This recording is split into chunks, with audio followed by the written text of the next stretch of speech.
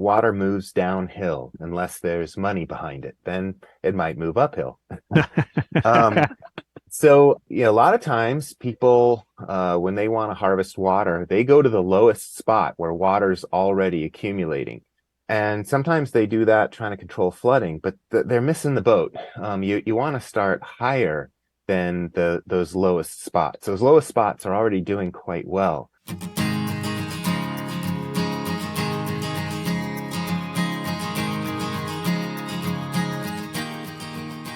You're listening to the Food Garden Life Show, the show that brings together gardening, food, and the human story. I'm your host, Emma Biggs. And I'm Stephen Biggs. We talk to creative food gardeners and farm and garden experts who break the rules and make new ones too.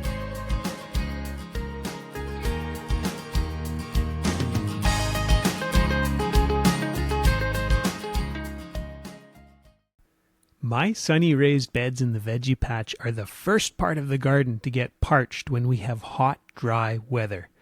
But the grass in my pawpaw patch, a cooler, low-lying, shaded part of my yard, stays green when most of the rest of the lawn browns with hot summer weather. The contours and plantings of a landscape make a big difference in what grows and how hot it gets. As today's guest pointed out in the snippet that we played at the start of the show, water moves downhill. He helps us think about simple things that we can do in a landscape to make good use of rainwater, so that the rainwater doesn't just pool in the lowest parts of the yard. Brad Lancaster is a permaculture and regenerative design consultant and educator, and his specialty is sustainable landscapes. Brad helps us explore the idea of using landscapes to harvest rainwater, and he tells us about using shade trees as living air conditioners. And then we also talked to Brad about a very inspiring project that he helped to spearhead, a community food forest. Brad has a series of great books titled Rainwater Harvesting for Drylands and Beyond, and you can find them and find Brad at harvestingrainwater.com. Now, here's our chat with Brad Lancaster, and this is a chat from our June live radio show. Brad, welcome to the show. Thanks for joining us today. Yeah, it's great to be here. Let's start by talking about some of your permaculture and regenerative design work. Can you tell us, first of all, how did you get into it? How did you get started? Well, I grew up in southern Arizona, seeing the water situation get worse over time. Springs dry up, rivers dry up, and so forth. And I didn't want to be part of the problem, so I started looking for solutions.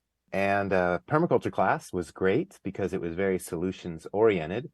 And what I loved about it is how accessible it was, because the course I took was very much about how do you use what's already freely at hand? How do you collaborate with the potential already here to help lift what's possible in an ecologically beneficial way? Now, where you are, Brad, you get far less rain than we do. We're up in the Great Lakes region. For listeners who aren't familiar with what it's like in your dryland environment, can you just describe that for us a little bit? Yeah, so we get about 11 inches of rain a year, so about 280 millimeters of rain a year. And we have two rainy seasons, one in the winter and one in the summer. And our temperatures can well exceed 110 degrees Fahrenheit in the summer months. Wow. So we lose a tremendous amount of water via evaporation. In fact, while we get 11 inches of rain in an average year, our potential loss of water to evaporation is over 100 inches a year. So that might be freaky to some, but for me, it's like, oh, that's great information. So I should be doing anything and everything I can to reduce that evaporative loss, while at the same time, I should be doing anything and everything I can to make that seemingly limited amount of rainfall go a lot further. Well, let's start by talking about evaporation then. When you talk about, preventing it and trying to keep as much water as possible, how do you do that? Yeah. So, well, here's an interesting thing about our ecosystem is there you have much greater diversity of vegetation growing in the shade of trees than you do out in the open. So one of our first steps is to start to grow shade islands. And we first plant the rain within rainwater harvesting basins or topography that retains rather than drains the rain. And then we plant native food-bearing trees, which are oftentimes nitrogen-fixing legumes and so forth. So they're also free fertilizer factories. As those plants start to grow, and sometimes it's not just a tree, sometimes it's called what we call a bush tree. So it's a large shrub or whatnot. As that starts to shade more of the ground surface, it dramatically reduces temperature in the hot times and actually moderates cold in the cold times. And so we get more beneficial microclimates under which a greater diversity of species can thrive. And it dramatically reduces evaporative loss because we're cooling the temperature and we're shading that area. And we're also creating a living sponge with more organic matter, the roots and whatnot, so we can more readily absorb the rain when it falls. I love that. So a shade island and this idea of retain rather than drain. Yeah. And another thing I just want to throw out, one of my design goals is how can I create a beneficial ruin? So what do I mean by that? So how can I tap in to the ecological potential already at hand so I can create a system that I can abandon, I can just walk away, and yet it will continue to thrive and get better and better over time without me or any inputs from anyone else. Now, it's more advantageous if there can be inputs from me or others, but I'm very successful in creating many systems that have no input from people once we've got them established. And they do keep getting better over time because we start with that design objective from the get-go. Wow, that's really neat. And so that probably goes against the sense that a lot of people would have in business, this idea that you can walk away and it doesn't need you anymore. From an environmental perspective, that makes such good sense.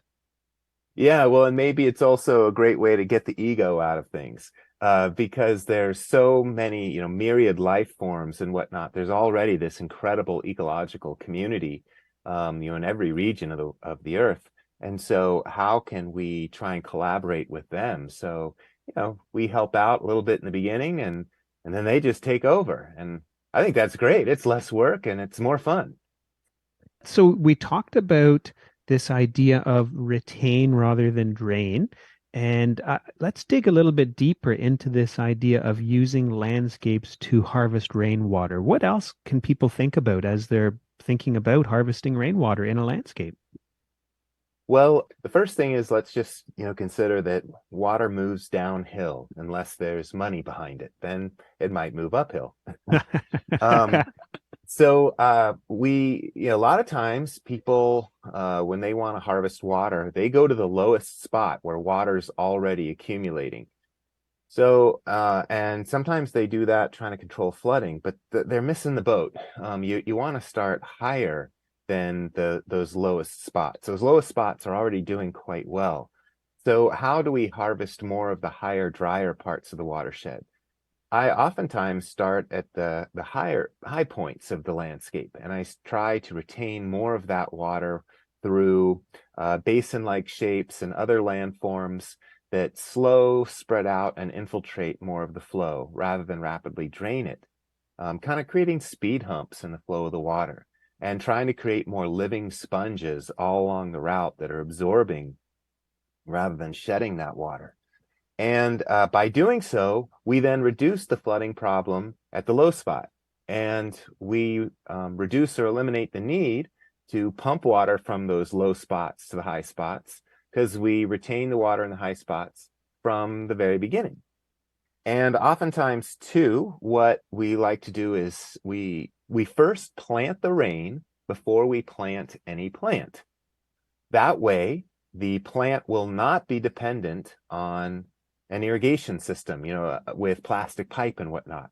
We try and create it so it's just the landform will support that plant as long as we choose right plant and right place. Then we try and select a spot where we can increase the amount of available rainfall by not just creating an earth form that holds the direct rainfall, but place that in a location that's also going to receive runoff from like a road or an adjoining roof or walkway or so forth. And we turn that runoff into run on, which is right on, by directing that hardscape water, that water running off the hardscape surface, to an adjoining spongy, depressed planted area. That works great because then, say, a street can irrigate a street tree for free. The street becomes the water source for the street tree. Or the house roof becomes the water source for the tree shading and cooling that house, especially if it's planted on the west side of that house. After we've planted the rain, let's say we want to plant a more water needy plant, like an exotic fruit tree or something. Then we might plant the gray water after we plant the rainwater. So what's gray water? That's the lightly used water that goes down the drains of our household sinks, showers, bathtub, and washing machine. I'm not talking about toilet water. That's a different thing. We direct that gray water into these same rain garden basins. So in times of no rain, we've got that, as long as we're home, that perennial flow of gray water. And that can sustain those higher water use plants. If we don't have a gray water source, we tend to plant lower water use native plants that are adapted to the dry seasons. So it's putting right plant in right place after first planting the rain and potentially the gray water too. You mentioned a living sponge a couple times. Can you elaborate a bit and tell us about what you mean by that? Yeah.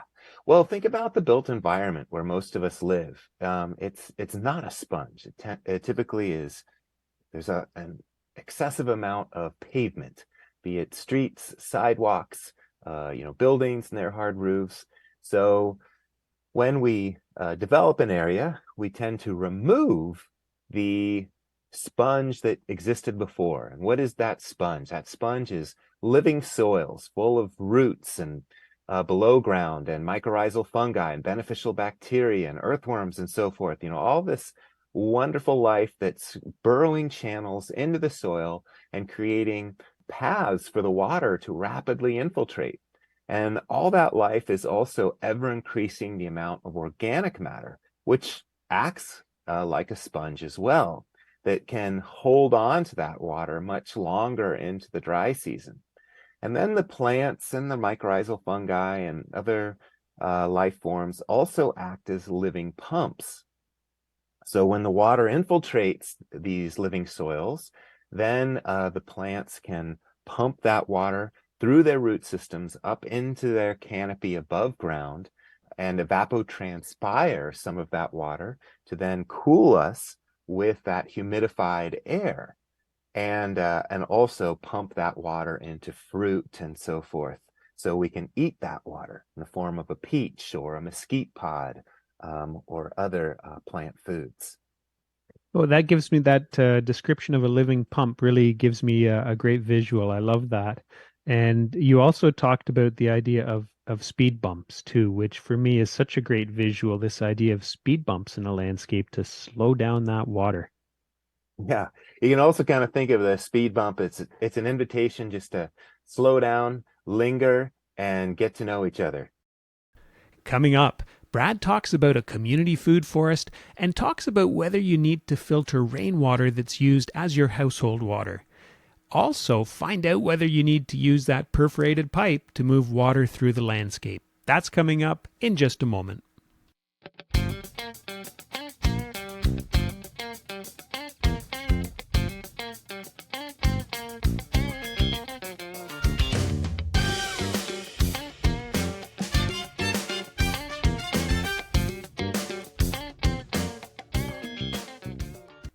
A shout out to all of you who came out to Lemon Camp. And for those of you who haven't done a camp with me, these are live virtual events. The Lemon Camp I hosted along with my colleague Donna Balzer from the west coast of Canada. And we always have lots of fun, and it's great to meet people and see faces. So I hope you'll consider joining us for a future camp. Also today, a shout out to Dan, and thanks Dan for telling us about Brad Lancaster's work. We have some new content on the foodgardenlife.com website. Check out our article about bolting lettuce. Sure a thing here right now in Toronto with the hot weather that we're getting. And also a new piece about succession crops.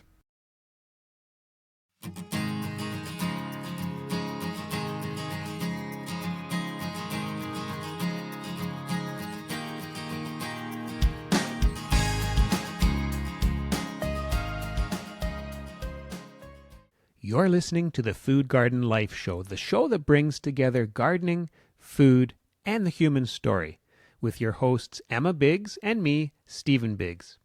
Now, back to our chat with Brad Lancaster. Okay, we've had some emails come in, and maybe we'll take a minute just to share those with you. And Tom is asking about when one catches rainwater, do you have to filter it? And what do you say to that?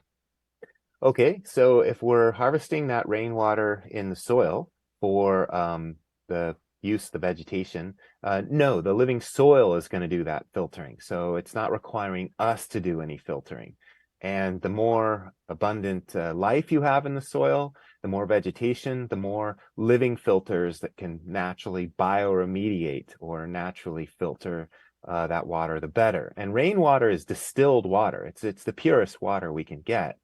The only thing that changes that is if the rainwater is coming through polluted air, or if it hits a polluted surface and runs off a polluted surface. And that's where that natural bioremediation kicks in. If you're harvesting rainwater to drink and use to cook and stuff, I set things up so I'm using non-toxic materials.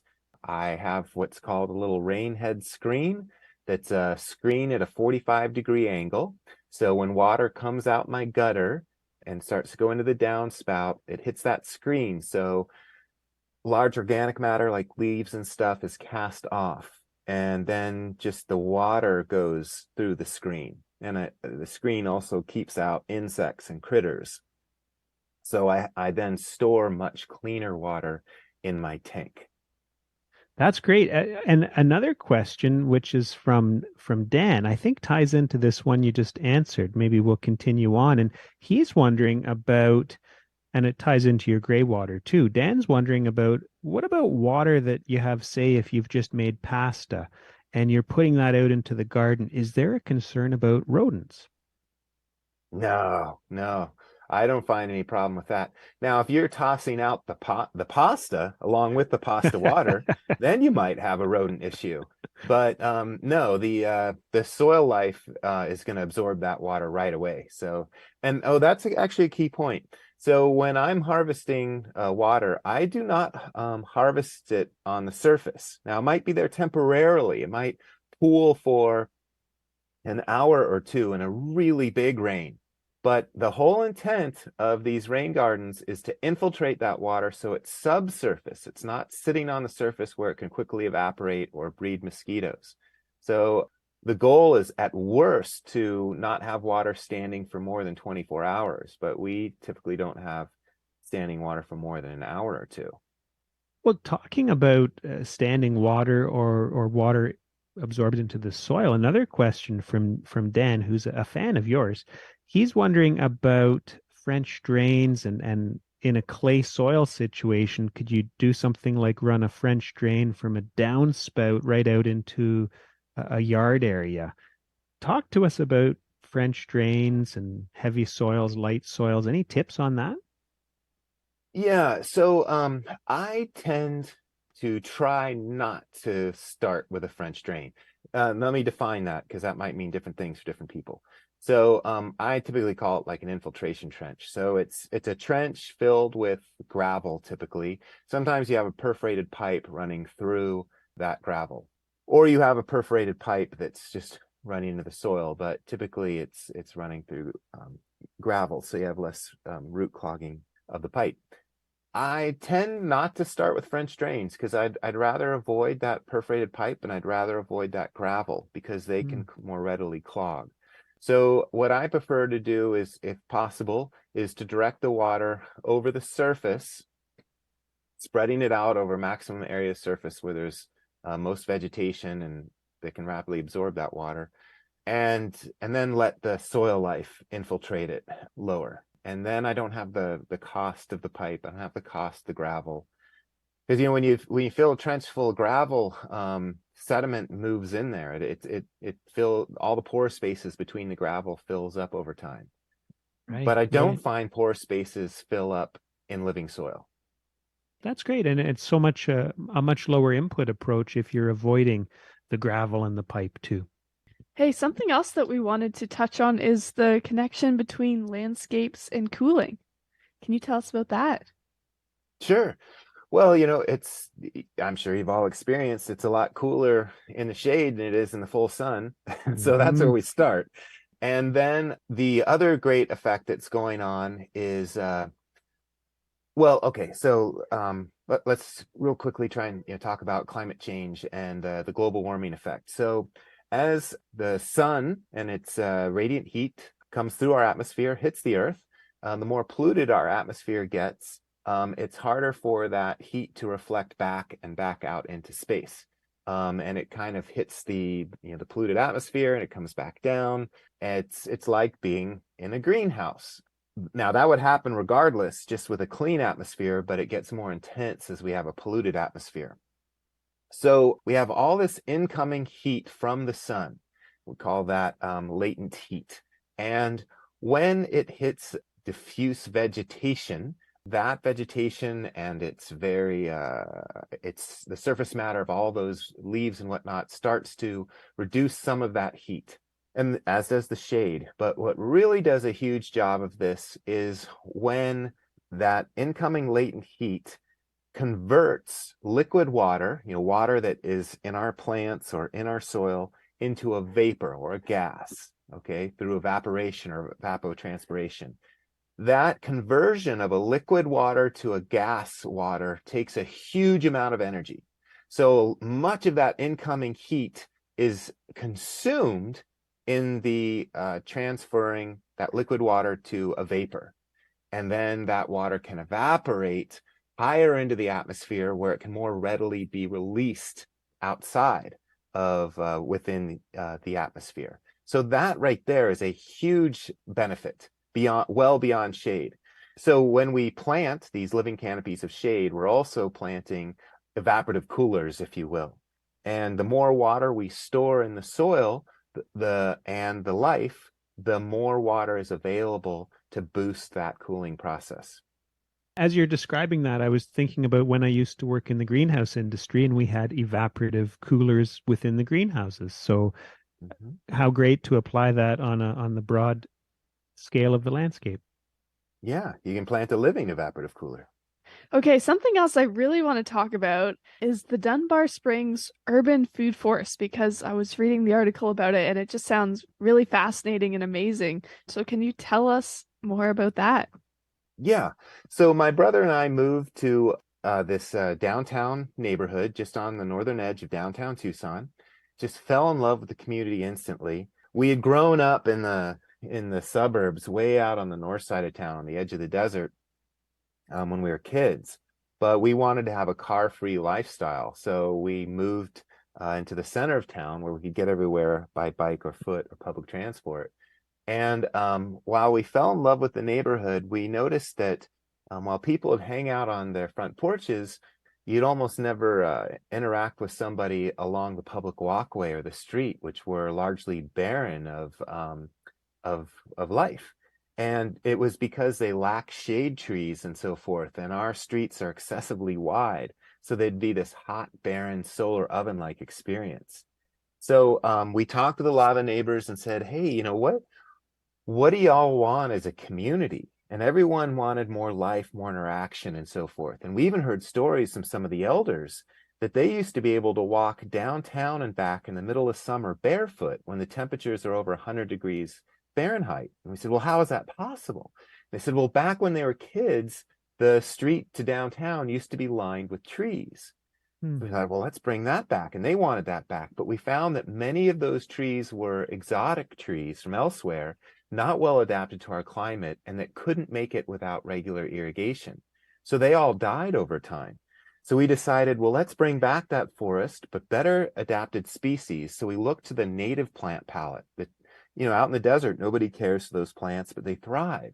So we selected trees that are native to this area and then looked to the ethnobotanical record and to see what plants did people use for food, medicine, craft material, and so forth. And we prioritized those native plants so we could grow a living pantry, a living pharmacy, a living craft shop and hardware store. And it would be more reasons, more opportunities for people to have deeper layers of relationship with the landscape that they were walking through, beyond just it's beautiful. And all these native plants are also the best adapted for our wildlife. So if you plant a non-native mesquite tree here, it'll only support a dozen native pollinator species. But if you plant a native mesquite tree, it will support over 60 different species of native pollinators, because those native pollinators have co-evolved with that native tree and its blooming time, its pollen counts, its fruiting time, and all of that. We had great success because the native plants are the best adapted to our local climate, soil, and wildlife. So even the folks that weren't gardeners or green thumbs could well succeed, especially when we planted the rain before we planted the trees and the understory plants. So even if people forgot to water, there'd still be water for the plants to get established in their early years. Well, that is a really exciting project. It's great to hear about that. And unfortunately, we're out of time, but before we wrap up, can you really quickly tell us about your books and your work and how people can find out more about all that you're up to? So my book's Rainwater Harvesting for Drylands and Beyond. You can get it deep discount direct from me at my website, harvestingrainwater.com. And they show you how to harvest rainwater, stormwater, gray water, dark gray water, and many more free on-site waters. And then for a lot of our community work, be sure to check out neighborhoodforesters.org to see how we've created these neighborhood native food forests irrigated with the rain and the runoff from the street that we capture in street side and in-street rain gardens. So again, that's neighborhoodforesters.org. Great. Well, it's been a pleasure talking to you. It's amazing to hear about all the work that you're doing. I'm really excited about the idea of harvesting rainwater. So thank you for joining us on the pod, or not on the podcast, on the show today. Well, thank you. And I just want to throw out one last thing. Yes. This totally works in Canada and wetter climates too. The thing that changes is the plant palette. You use the plants local to your area and adapted to your rainfall regimes, rather than using the plants adapted to Arizona's.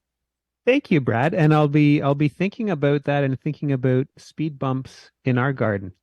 Nice. All right. Bye now. Okay, we'll see you. Bye. Bye. That was our chat with Brad Lancaster. Brad has a series of great books titled Rainwater Harvesting for Drylands and Beyond, and you can find them and find Brad at harvestingrainwater.com. What did you think? Brad's description of vegetation as being like living pumps that put cooling humidity into the air really jumped out at me. And I was also intrigued by the idea of a street becoming the water source for the street tree. Around here, the city of Toronto puts these silly little water holding bags around newly planted trees so that homeowners can water them. And I have yet to see any homeowners or the city use them. They really are ugly. What if instead curbs were fashioned on the street to divert water into the boulevards and naturally water those street trees? I love that idea. The podcast is back next Thursday as we head to the UK to chat with Kim Stoddart about growing veggies and about making the veggie garden resilient to extreme weather. We'd love it if you drop by to say hi online at foodgardenlife.com. We have articles about growing fruit, veg, using your homegrown produce, also about growing figs and lemons in cold climates. So say hi. Tell us the topics that would help you grow more of your own.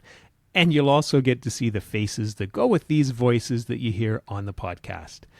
While you're at foodgardenlife.com, also grab our free newsletter. Subscribers get the subscriber-only cold climate fig guide and small space food gardening tip sheet.